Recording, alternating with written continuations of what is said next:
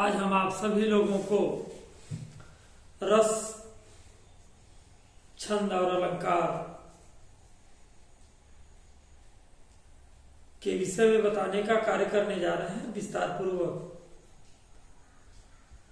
सर्वप्रथम हम आपको रस बताते हैं कि रस क्या है और उसके अवयवों पर भी प्रकाश डालने का कार्य हमारे द्वारा किया जाएगा। रस की परिभाषा और उसके विशेष अंगों पर भी प्रकाश डालने का कार्य हम करेंगे। रस शब्द की व्युत्पत्ति का अर्थ क्या है? संस्कृत में रस शब्द की व्युत्पत्ति रस्यते अशो इति रसा के रूप में की गई है, अर्थात जिसका आस्वादन किया जाए वही रस है। परंतु साहित्य में काव्य को पढ़ने, सुनने या उस पर आधारित अभिनय को देखने से जो आनंद उत्पन्न होता है उसे रस कहते हैं। सर्वप्रथम भरत मुनि ने अपने नाट्य शास्त्र में रस के स्वरूप को स्पष्ट किया था। रस की निष्पत्ति के संबंध में उन्होंने लिखा है, विभावानुभाव व्यभिचारि संयोगाद्र शनिष्पति, अर्थात विभाव, अनुभाव तथा व्यभिचारी भाव के संयोग से रस की निष्पत्ति होती है। इस प्रकार काव्य को पढ़ने, सुनने या अभिनय को देखने पर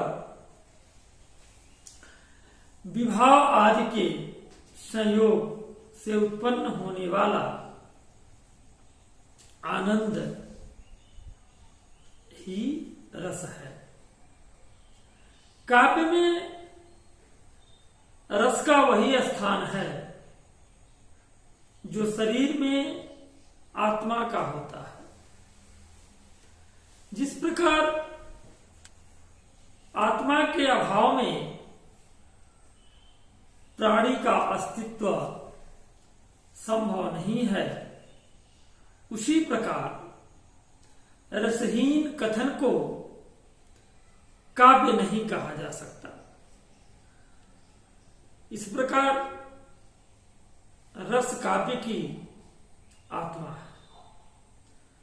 रस के अंग अर्थात अवयव, रस के प्रमुख अंग निम्नलिखित हैं: अस्थाई भाव, विभाव, अनुभाव, संचारी भाव अथवा व्यभिचारी भाव। रस के इन विभिन्न अंगों का विवेचन इस प्रकार किया जा सकता है। अस्थाई भाव, अस्थाई भाव का अर्थ अस्थाई भाव प्रत्येक सहृदय व्यक्ति के हृदय में हमेशा विद्यमान रहते हैं। जो अस्थाई भाव हैं वे हमारे हृदय में सदैव विद्यमान रहते हैं। यद्यपि वे सुप्त अवस्था में रहते हैं, तथापि उचित अवसर पर जागृत एवं पुष्ट होकर वे रस के रूप में परिणत हो जाते हैं। अस्थाई भाव एवं उनके संबंधित रस। एक अस्थाई भाव का संबंध एक रस से होता है। जो अस्थाई भाव होता है तो प्रत्येक रस जो है उनका एक ही अस्थाई भाव होता है। ऐसा नहीं है कि दो हो जाए, ऐसा संभव ही नहीं है, ऐसा होता भी नहीं है। एक अस्थाई भाव का संबंध है एक रस से होता है। इनकी संख्या 9 है। जो रस हैं, इन रसों की संख्या 9 बताई गई है, किंतु कुछ आचार्यों ने इनकी संख्या 11 निर्धारित की है। वे 11 अस्थाई भाव और इनसे संबंधित रसों के नाम हम आपको बताने जा रहे हैं। अस्थाई भाव रति है, तो रति जो रस है, अस्थाई भाव तो रति है, और जो रस है वह श्रृंगार है। अर्थात श्रृंगार रस का अस्थाई भाव रति है। श्रृंगार रस में 2 प्रकार होते हैं, 2 इसके होते हैं रूप। पहला विप्रलभ संयोग श्रृंगार और दूसरा विप्रलभ वियोग श्रृंगार। दूसरा रस है करुण। करुण रस का अस्थाई भाव शोक है। थोड़ी सी क्रमवाइज जानकारी भी हम आपको देते चलते हैं कि श्रृंगार रस के 2 भाग। पहला विप्रलभ संयोग श्रृंगार, जब स्त्री पुरुष या नायक नायिका या प्रेमी प्रेमिका बातचीत आदि के द्वारा आनंद की प्राप्ति करते हैं तो उसे श्रृंगार रस कहते हैं या संयोग श्रृंगार है। जब नायक नायिका एक दूसरे से बातचीत आदि के द्वारा आनंदित होते हुए आनंद को प्राप्त करते हैं तो उसे विप्रलभ संयोग श्रृंगार कहते हैं। इसी का दूसरा कि जब नायक नायिका के मध्य किसी कारणवश दूरी उत्पन्न हो जाती है तो दूरी उत्पन्न होने के कारण उन दोनों के हृदय में एक दूसरे के प्रति वियोग भाव उत्पन्न होता है। उसी वियोग भाव को विप्रलभ वियोग श्रृंगार कहते हैं। अब हम आते हैं हास्य रस पर। हास्य रस का अस्थाई भाव हास होता है। हंसी उत्पन्न करने वाले कारकों को या माध्यमों को हास रस कहते हैं। उसके बाद आप पढ़ेंगे करुण रस। करुण रस का अस्थाई भाव शोक होता है। दुख की अवस्था में करुण रस होता है। जब हम किसी अपने प्रियजन से बिछुड़ गए हों, कोई हमारी अत्यधिक प्रिय वस्तु हमसे छीन ली गई हो या खो गई हो, ऐसी स्थिति में हमारे अंदर दुख का संचार होता है और वही दुख शोक है, स्थायी भाव जो करुण रस का है वह शोक है। तब करुणा उत्पन्न होती है हमारे अंदर, हम शोकग्रस्त हो जाते हैं। चौथा रस जो है वह रौद्र है। रौद्र रस का अस्थाई भाव क्रोध है। पांचवा वीर रस। वीर रस का अस्थाई भाव उत्साह। छठवां भयानक रस। भयानक रस का अस्थाई भाव भय। सातवां है अद्भुत रस। अद्भुत रस का अस्थाई भाव आश्चर्य। आठवां है विभत्स रस। विभत्स रस का अस्थाई भाव जुगुप्सा या ग्लानि। नवा है शांत रस। शांत रस का स्थायी भाव निर्वेद। और दसवां है वत्सल रस या वात्सल्य रस। इसका स्थायी भाव वत्सलता है। और 11वां है आपका भक्ति रस। इसका अस्थाई भाव देव विषयक रति है। इनमें अंतिम दो अस्थाई भाव वत्सलता तथा देव विषयक रति को श्रृंगार के अंतर्गत सम्मिलित किया गया है। प्रत्येक अस्थाई भाव का संक्षिप्त परिचय भी हम आपको देने जा रहे हैं।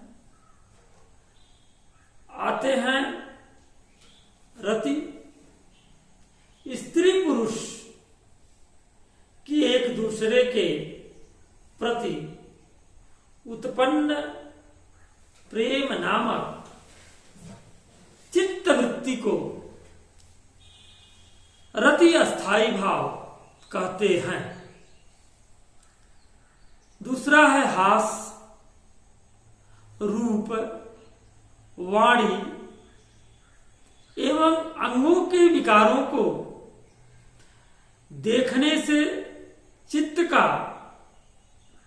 विकसित होना हास रस कहलाता है। तीसरा है शोक। प्रिय वस्तु जैसे इष्टजन, वैभव आदि के नाश हो जाने के कारण उत्पन्न होने वाली चित्त की व्याकुलता को शोक कहते हैं। चौथा है क्रोध। असाधारण, अपराध, विवाद, उत्तेजना पूर्ण, अपमान आदि से उत्पन्न मनोविकार को क्रोध कहते हैं। उत्साह, पांचवा है उत्साह। मन की वह उल्लासपूर्ण वृत्ति जिसके द्वारा मनुष्य तेजी के साथ किसी कार्य को करने में लग जाता है, उत्साह कहलाती है। इसकी अभिव्यक्ति शक्ति, शौर्य एवं धैर्य के प्रदर्शन में होती है। छठवां है भय। हिंसक जंतुओं के दर्शन, जैसे सामने शेर आ जाए, बाघ आ जाए, चीता आ जाए, हिंसक जंतु जो भी हैं, कहता है कि हिंसक जंतुओं के दर्शन, अपराध, आप अपराध भी करते हो तो आपके हृदय में कानून का भय रहता है, तो जिसके कारण से भय उत्पन्न हो। हिंसक जंतु को भी देखने से आप थर्रा उठेंगे, कपकपाने लगेंगे, कांपने लगेंगे।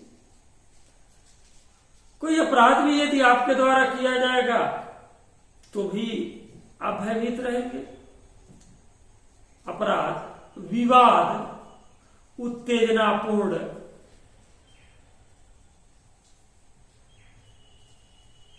कोई उत्तेजना में आकर के भयंकर कार्य कर देने के बाद जब आप विचार करते हो उसके परिणाम की, तो भी आप भय से ग्रसित होते हो। भयंकर शब्द, विकृत चेष्टा और रौद्र आकृति के द्वारा उत्पन्न मन की व्याकुलता को ही भय अस्थायी भाव के रूप में परिभाषित किया गया है। सातवां होता है आश्चर्य। अलौकिक वस्तुओं को देखने, सुनने या स्मरण करने से उत्पन्न मनोविकार आश्चर्य कहलाता है। आठवां है जुगुप्सा। किसी अरुचिकर या मन के प्रतिकूल वस्तु को देखने अथवा उसकी कल्पना करने से जो भाव उत्पन्न होता है वह जुगुप्सा कहलाता है। नवा है निर्वेद। सांसारिक विषयों के प्रति वैराग्य की उत्पत्ति निर्वेद कहलाती है। दसवां है वत्सलता। माता पिता का संतान के प्रति अथवा भाई बहन का परस्पर सात्विक प्रेम वत्सलता कहलाता है। 11वां है देव विषयक रति। ईश्वर के परम अनुरक्ति ही देव विषयक रति कहलाती है। रस निष्पत्ति में अस्थाई भाव का महत्व क्या है, इसके बारे में भी जान लीजिए। अस्थाई भाव ही परिपक्व होकर रस दशा को प्राप्त होते हैं। इसलिए रस निष्पत्ति में अस्थाई भाव का सबसे अधिक महत्व है। अन्य अस्थाई भाव और कार्य अस्थाई भाव की पुष्टि के लिए होते हैं। विभाव की परिभाषा, उसका अर्थ जानिए।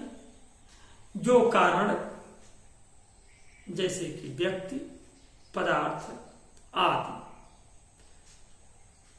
दूसरे व्यक्ति के हृदय में अस्थायी भाव को जागृत तथा उद्दीप्त करते हैं। उसे जैसे किन्हीं चीजों को देख करके, किन्हीं कारणों से यदि आपके मन में जो आप अस्थायी भाव छुपा हुआ है, वह अस्थायी भाव उद्दीप्त होता है। उन अस्थायी भावों को विभाव कहते हैं। विभाव के भेद, विभाव आश्रय के हृदय में भावों को जागृत करते हैं और उन्हें उद्दीप्त भी करते हैं। आलंबन की चेष्टा तथा देश काल आदि को उद्दीप्त विभाव माना जाता है। अब उस उद्दीपन, जो उद्दीप्त जिन कारणों से, तो उद्दीप्त विचारधाराओं को, उद्दीप्त विभाव, उसका शुद्ध रूप है उद्दीपन। अर्थात जिन कारणों से हमारे मन में जो अस्थायी भाव सुप्तावस्था में है, जागृत होते हैं, अर्थात उनका उद्दीपन होता है, उन्हें उद्दीपन विभाव कहते हैं। उद्दीपन विभाव अस्थायी भावों को उद्दीप्त तथा तीव्र करने वाला कारण उद्दीपन विभाव कहलाता है। आलंबन की चेष्टा तथा देश काल आदि को उद्दीपन विभाव माना जाता है। रस निष्पत्ति में विभाव का महत्व हमारे मन में रहने वाले अस्थायी भावों को जागृत करने तथा उद्दीप्त करने का कार्य विभाव के द्वारा होता है। जागृत तथा उद्दीप्त अस्थायी भाव ही रस का रूप प्राप्त करते हैं। अनुभव, अब अनुभव का अर्थ हम आपको बताने जा रहे हैं। आश्रय की चेष्टाओं अथवा रस की उत्पत्ति को पुष्ट करने वाले वे भाव जो विभाव के बाद उत्पन्न होते हैं, अनुभव कहलाते हैं। भावों को सूचना देने के कारण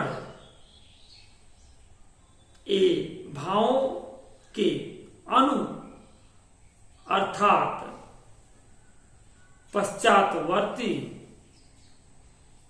सब माने जाते हैं। अनुभव के भेद हैं कायिक अनुभव, सात्विक अनुभव। अब हम आते हैं आपको संचारी भावों के भेद बताते हैं। संचारी भाव के भेद के पूर्व थोड़ा सा संचारी भाव की परिभाषा भी जान लेना उचित है। जो भाव अस्थायी भावों को अधिक पुष्ट करते हैं, उन सहयोगी भावों को संचारी भाव कहा जाता है। संचारी भावों की संख्या 33 मानी गई है। 33 प्रकार के संचारी भाव होते हैं। पहला निर्वेद, दूसरा आवेग, तीसरा दैन्य, चौथा श्रम, पांचवा मद, छठवां जड़ता, सातवां उग्रता, आठवां मोह, नौवां विबोध, 10वां स्वप्न, 11वां अपस्मार, 12वां गर्भ, 13वां मरण, 14वां आलस्य, 15वां अमर्ष, 16वां निद्रा, 17वां अवहिथ्या, 18वां उत्सुकता, 19वां उन्माद, 20वां शंका, 21वां स्मृति, 22वां मति, 23वां व्याधि, 24वां संत्रास, 25वां लज्जा, 26वां हर्ष, 27वां असूया, 28वां विषाद, 29वां धृति और 30वां चपलता, 31वां ग्लानि, 32वां चिंता और 33वां वितर्क। यह संचारी भावों की संख्या रही। अब इसके बाद हम आप लोगों को रस की परिभाषा विस्तृत रूप से बताने का कार्य अगले वीडियो में करेंगे। नहीं, ये वीडियो काफी बड़ी हो जाएगी, इसलिए अगली वीडियो में आपको जो बताने का कार्य किया जाएगा वह रस की परिभाषा को विस्तार पूर्वक बताने का कार्य किया जाएगा।